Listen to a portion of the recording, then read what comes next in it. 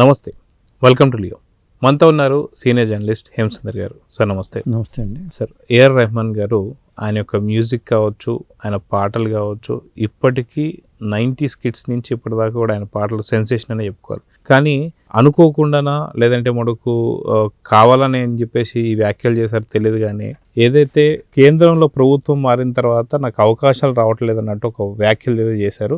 ఇది తీవ్ర దుమారాన్ని అయితే లేపాయి. వాస్తవానికి రెహమాన్ గారు ఆయన హిందూకి సంబంధించినటువంటి ఒక ఫ్యామిలీలో పుట్టి తర్వాత ముస్లింగా మారారని చెప్పి విన్న కథనం. సో ఎలా చూడాలంటారు? నిజంగా ముస్లిమ్స్ కాబట్టే నాకు ఛాన్సెస్ రావట్లేదు అని చెప్పేసి నిజంగా రెహమాన్ గారు అనడాన్ని ఎలా చూడాలంటారు? అంటే ఇక్కడ రెహమాన్ గారు అన్న మాటలో రెండు రకాలు ఉన్నాయి. ఒకటి, నాకు ఆ పరిస్థితి ఎదురు కాలేదు, బహుశా మతపరమైన కారణం ఏమో బాలీవుడ్లో నాకు అవకాశం రాకపోవడానికి, కానీ నా వరకు ఆ పరిస్థితి ఎదురవ్వలేదు అనే మాట ఆయన అన్నారు. అంటే అక్కడ మరి ఇక్కడ గవర్నమెంట్ పరంగా అన్నట్టు కాదు కదా. ఇప్పుడు దీని మీదే రెహమాన్ కూతురు కొడుకు కూడా స్పందించారు, పాత వీడియోలు పోస్ట్ చేశారు. మోడీ గారు రెహమాన్ గురించి మాట్లాడిన మాటలు కానీ, నేషనల్ అవార్డు అనుకున్నప్పుడు కానీ అవన్నీ పోస్ట్ చేశారు. వాళ్ళ అబ్బాయి అమీన్ కూడా ఆ వీడియోని సోషల్ మీడియాలో పెట్టారు, నేషనల్ అవార్డు వచ్చింది దీనికి అనేది. కానీ ఆ బాలీవుడ్లో అటు అనుకుంటే బాలీవుడ్లో ఖాన్లు చాలామంది ఉన్నారు, మరి వాళ్ళందరికీ అవకాశాలు బాగానే వస్తున్నాయిగా. ఒకవేళ ఇదే అనుకుంటే, రెహమాన్ ఇట్లా అనుకుంటే, అది ఒక వివాదాస్పదం ఏదైనా దుమారం రేగింది ఆ వ్యాఖ్యల వల్ల. అయితే అది కాక ఇప్పుడు మనం చూసుకుంటే తెలుగు సినీ ఇండస్ట్రీలో కూడా గత కొంతకాలం నుంచి పెద్ద సినిమాలు అయితే లేవు రెహమాన్ గారికి. కానీ ఇప్పుడు రాబోతున్న పెద్ది కావచ్చు లేదా మెగాస్టార్ గారి సినిమాకి సంబంధించిన దాంట్లో కూడా ఏఆర్ రెహమాన్ గారు కన్ఫర్మ్ అన్నట్టుగా కొంత వార్తలు అయితే వస్తున్నాయి. పెద్ది సినిమాలో కూడా చిక్రీ సాంగ్ కూడా చాలా పెద్ద హిట్ అయితే అయింది. సో గతంలో ఆల్బమ్స్ కూడా చాలా వరకు హిట్, ఆస్కార్ రేంజ్కి వెళ్ళాయంటే ఖచ్చితంగా రెహమాన్ గారే ఫస్ట్ అని చెప్పుకోవచ్చు ఇండియన్ సినిమాస్లో.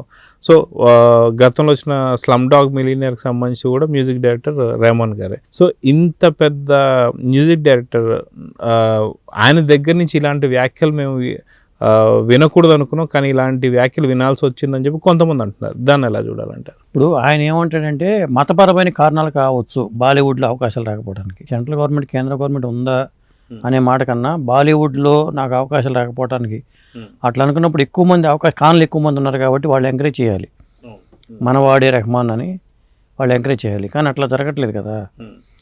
రెహమాన్ టాలెంటెడ్, అందరిలో అనుమానం లేదు. పైగా కాస్ట్లీ మ్యూజిక్ డైరెక్టర్. ఒకప్పుడు రెహమాన్తో మ్యూజిక్ చేయించాలంటే సినిమాలు ఆగిపోయి షూటింగ్లు, పాటలు అవ్వలేదనే ఉద్దేశంతో పాటల చిత్రీకరణ అంతా ఆగిపోయేది. మహేష్ బాబు నాని సినిమా విషయంలో అదే జరిగింది. ఆ పాటలు అప్పుడు బాగా పీక్స్లో ఉన్నాడు ఆయన. ఇప్పుడు అలాంటి రెహమాన్ అంత బిజీగా లేడు, ఆయన కెరీర్ ఇప్పుడు డౌన్ఫాల్లో ఉన్నాడు. అలాంటి టైంలో పెద్దగా ఆయన చేసే అవకాశం రావడం కానీ, ఆ పాట హిట్ అవ్వడం కానీ, మళ్ళీ కెరీర్ పరంగా ఆయన పూర్తి స్వింగ్లోకి వెళ్ళిపోతున్నాడు.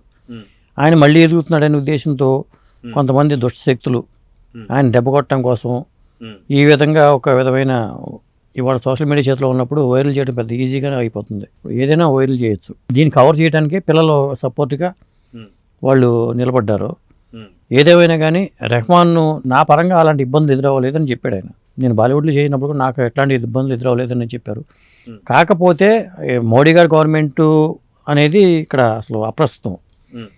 బాలీవుడ్ పరంగా మాత్రం కొంత సౌత్ వాళ్ళ మీద కొద్దిగా నెగిటివ్ ఇంపాక్ట్ ఉండొచ్చు అనేది ఇప్పుడు చాలామంది గాయకులు చెప్తూనే ఉంటారు. సౌత్ వాళ్ళకి అవార్డులు వచ్చే విషయంలో లేకపోతే బాలీవుడ్ వాళ్ళు ఎంకరేజ్ చేయరు మన వాళ్ళని అనే విమర్శ ఎప్పటి నుంచో ఉంది. వాళ్ళే కాదు, పి సుశీల గారు ఉన్నారు, అద్భుతమైన గాయని. ఆవిడకి అక్కడ బాలీవుడ్లో అవకాశాలు రాకపోవడం కారణం సౌత్ వాళ్ళు అనే ఒక భావంతో కావచ్చు. ఇలాంటి చాలామంది సింగర్స్ని వాళ్ళు ఎంకరేజ్ చేయలే అసలు. ఇప్పుడు బాలు గారి విషయంలో కూడా అది జరిగింది. అదండి. సో ఓవరాల్గా చూసుకుంటే ఇప్పుడు నేషనల్ వైడ్గా ఈ యొక్క చర్చ అయితే జరుగుతూ వస్తుంది. చాలా పెద్ద పెద్ద శాటిలైట్ ఛానల్స్లో కూడా దీని గురించి తీవ్ర దుమారం రేగుతూ వస్తుంది.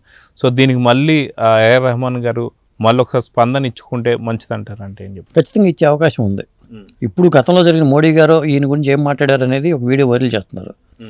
ఎందుకంటే గవర్నమెంట్ దృష్టిలో నెగిటివ్ కాకూడదు కాబట్టి. ఇప్పుడు బీజేపీ గవర్నమెంట్ అంటేనే ఆర్ఎస్ఎస్ భావజాలంతో ఉన్న పార్టీ అనేది ఉంటుంది కాబట్టి, ఈయన పేరు రెహమాన్, ఈయన కడప అమీర్పూర్ దర్గాకి వెళ్తూ ఉంటాడు భక్తుడు బాగా. అలాగే వాళ్ళ అబ్బాయి పేరు కూడా అమీన్ అనే పెట్టుకున్నాడు.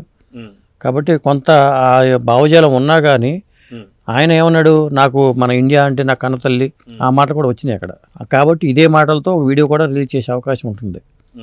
ఎందుకంటే దీన్ని కౌంటర్ అటాక్ చేయాలి కాబట్టి తన కెరీర్ని మళ్ళీ కొన్ని శక్తులు ఎట్లాగో ఇబ్బంది పెట్టే అవకాశం ఉంది కాబట్టి ఏదేమైనా రెహమాన్ అనే వ్యక్తిని కొంతమంది అయితే కొన్ని శక్తులు అడ్డుకుంటున్నాయని చెప్పుకోవచ్చు. ప్రతి ఫీల్డ్లోనూ కూడా కాంపిటీషన్ ఎక్కువగా ఉంటుందండి. అది నటన రంగంలోనూ ఉంటుంది, సంగీత రంగంలోనూ ఉంటుంది. ఇప్పుడు అనిరుద్ధ్ రవిచంద్రన్ బాగా స్వింగ్లో ఉన్నాడు అక్కడ తమిళనాడులో, ఇక్కడ తమన్ స్వింగ్లో ఉన్నాడు. ఒకప్పుడు దేవిశ్రీ ప్రసాద్ మంచి స్వింగ్లో ఉండేవాడు, ఇప్పుడు ఆయన హీరో పాత్రలు చేసుకునే పరిస్థితి వచ్చేసింది. ఇట్లా ఉంటుంది ఎప్పుడు కూడా. ఈ కాంపిటీషన్లో ఎప్పుడు ఎవరిని తొక్కాలి అనే విషయంలో కొంతమంది చూస్తూ ఉంటారు. అలాంటి ఏమైనా ప్రయత్నాలు జరుగుతున్నాయేమో రెహమాన్ విషయంలో, అది అంతగా పట్టించుకోవాల్సిన అవసరం లేదేమో అని అనిపిస్తుంది నాకు. కానీ ఒక హీరోని ఏదనంటే మిగతా హీరోలు రావడం, ఒక హీరోయిన్ అంటే మిగతా హీరోయిన్ రావడం, లేకపోతే ఒక ఆర్టిస్ట్ అంటే ఇంకొక ఆర్టిస్ట్ రావడం, ఇవన్నీ కూడా చాలా విరివిగా చూస్తూ ఉంటాం. కానీ ఏఆర్ రెహమాన్ లాంటి దిగ్గజ మ్యూజిక్ డైరెక్టర్ సంబంధించి ఇబ్బందుల్లో ఉన్నాడను, లేకపోతే మాటలు పడుతున్నాడను, లేకపోతే ఇంకేదైనా జరుగుతున్నప్పుడు కనీసం ఒక మ్యూజిక్ డైరెక్టర్స్ ఎవరు కూడా స్పందించలేదు. దాన్ని ఎలా చూడాలంటారు? నిజమే, అదే వాళ్ళు పోటీగా ఫీల్ అవ్వడం వల్ల స్పందించట్లేదు. ఇప్పుడు రెహమాన్ మళ్ళీ లైమ్ లైట్లోకి వచ్చేస్తే మన పరిస్థితి ఏంటి అనే లెక్కలు ఉంటాయి కదా. అంటే తొక్కాలనే భావం అని చెప్పి అనుకోవచ్చా? తొక్కాలని కాదు, ఇప్పుడు భీమ్స్ నిన్న మొన్నటి వరకు భీమ్స్ ఎవరో తెలియదు. ఇవాళ ఆయన టాలెంట్ ఉంది కాబట్టి అందరూ ఎంకరేజ్ చేస్తున్నారు. ఒకప్పుడు ఆర్పి పట్నాయక్ మంచి స్వింగ్లో వచ్చేవాడు, ఏ సినిమా చూసినా ఆర్పి పట్నాయక్ అని వచ్చేది. ఆయన కెరీర్ ఒక 5 ఏళ్ళకి ఇట్లా మళ్ళీ వెనక్కి వెళ్ళిపోయారు. ఇలా ఈ ఫీల్డ్ పోటీ తత్వం ఉన్నప్పుడు ఖచ్చితంగా ఒక విమర్శ వచ్చింది అనుకోండి, దాన్ని అవకాశంగా తీసుకుంటారు ప్రతి వాళ్ళు కూడా. ఏదేమైనా మీ టాలెంట్ మీరు ప్రూవ్ చేసుకుని మీరు ఎదగాలి తప్పితే ఇంకో తొక్కాలి, వాళ్ళని తొక్కడం వల్ల మనం ఎదగాలనుకోవడం తప్పది. అదండి. సో చూద్దాం సార్, మొత్తానికి ఏఆర్ రెహమాన్ గారు మాట్లాడినటువంటి మాటలు మాత్రం తీవ్ర దుమారాన్ని లేపాయి. నేషనల్ వైడ్గా ఇది ఒక పెద్ద చర్చ కింద మారింది. సో దీనికి మళ్ళీ ఏఆర్ రెహమాన్ గారు ఎలా స్పందించి ఒక ప్రెస్ మీట్ పెడతారు లేదని చూద్దాం మరి. నమస్తే. నమస్తే అండి.